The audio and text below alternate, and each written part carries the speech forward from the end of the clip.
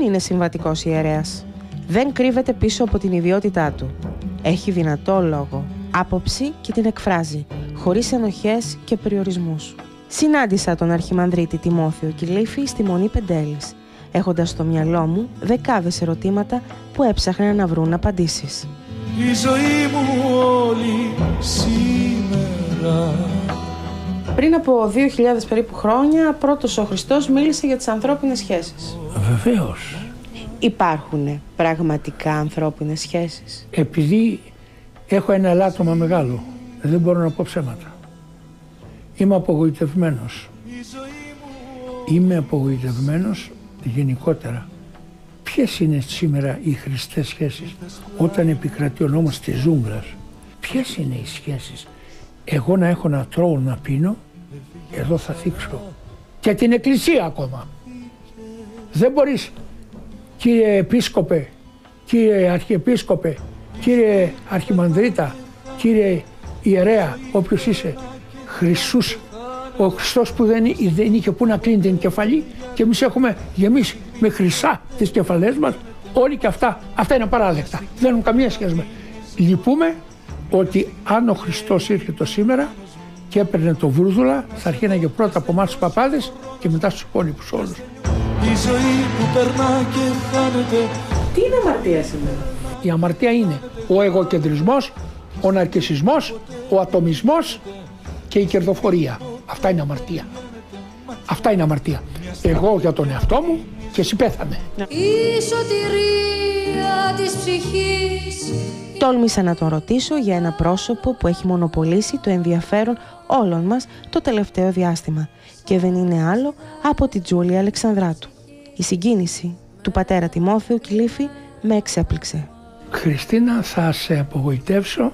Δεν επισέρχομαι στα προσωπικά δεδομένα κανενός. Επειδή το παιδί αυτό, το νέο κορίτσι, η Τζούλια, ξεκίνησε να κάνει μια καριέρα και στην πορεία φαίνεται ότι έχασε κάπου το δρόμο της. Σαν εξομολόγος έχουν περάσει αρκετές Τζούλιες από το εξομολογητήριο και κλαίνε με μαύρο δάκρυ και το χτυπάνε το κεφάλι τους μετά και έχουν υποστεί τέτοιες κακώσεις, εκμεταλλεύσεις από τους επιτίδιους, από τους νταβατζίδες και βανταδόρους και γι' αυτό σαν εξομολόγος λυπούμε. Τίποτα άλλο δεν θέλω να πω για την Τζούλια. Υπάρχουν επιστροφές σε αυτές? Υπάρχουν.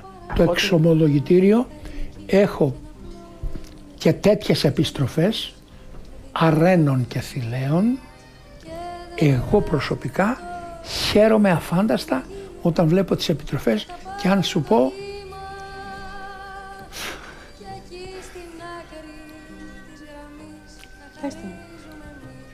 έχω κλάψει μαζί τους αναρρύθμιτες φορές με τέτοια γενικότερα με τέτοια ατοπήματα, αμαρτήματα που είπες προηγουμένως, ανομήματα.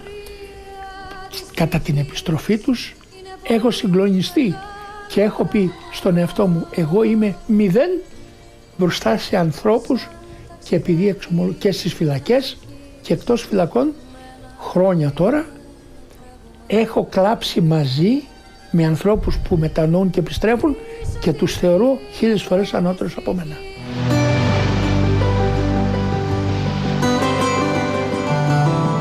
Έχετε παρακολουθήσει καθόλου ράδιο Αρβίλα?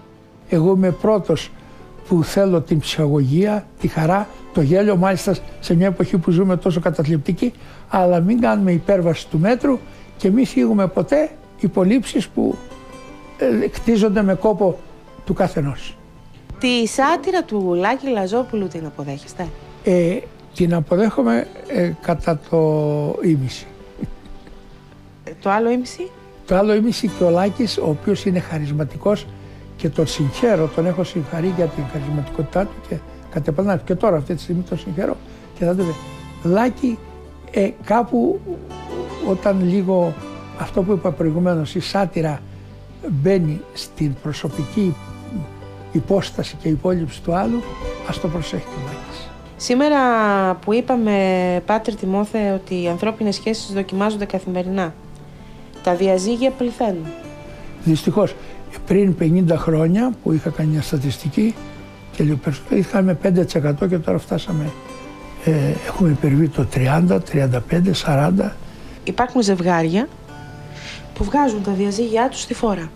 Ναι, κάκιστα για μένα και τώρα θα σου εξομολογηθώ κάτι. Αρχικά είχα κάνει μια-δύο εκπομπές με την Ελένη. Εκτιμούσα και εκτιμώ τα προσόντα της Ελένης. Μετά δεν είχαμε την ευκαιρία να ξανασυναντηθούμε. Εγώ αυτή τη στιγμή βέβαια κάνω μια προσωπική. Όταν άκουσα το διαζύγιο της Ελένης έκλαιγα. Έκλαιγα μόνος μου. Γιατί δεν σκεπτόμουν μόνο την Ελένη και τον Άτσιο, αυτά τα 3 παιδιά, και επειδή εξομολόγω κάθε μέρα παιδιά διαζευμένων, τα μεγαλύτερα δράματα τα έχω συναντήσει στο διαζευμένων τα παιδιά.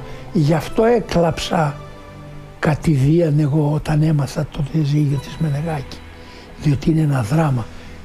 Μακάρι να μην είχε δημοσιοποιηθεί.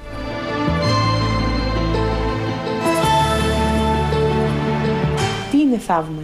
Το θαύμα είναι κάτι που υπερβαίνει τους φυσικούς νόμους και την κοινή λογική.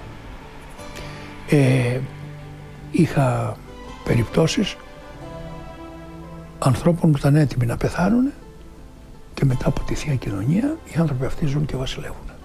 Που οι γιατροί σηκώσαν τα χέρια ψηλά και λένε αδύνατον, ζει. Εύχομαι ολόψυχα σε όλους και όλες που μας ακούνε να ανεβούμε το Γολγοθά μας και να φτάσουμε όλοι στην Ανάσταση. Καλή πορεία και καλή Ανάσταση.